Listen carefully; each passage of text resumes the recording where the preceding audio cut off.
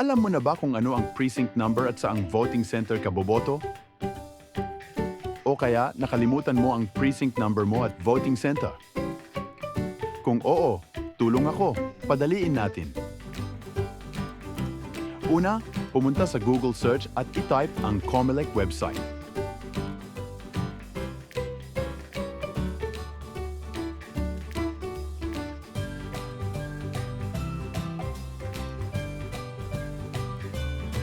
Ikalawa, i-click ang Precinct Finder, then continue.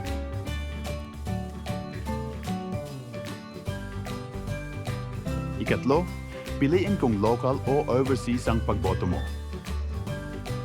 Ikaapat, ilagay ang personal information mo sa mga fields na ito. Tapos verify you are a human. Search and proceed. Ikalima, kopyahin o screenshot mo na ang precinct number at voting center mo.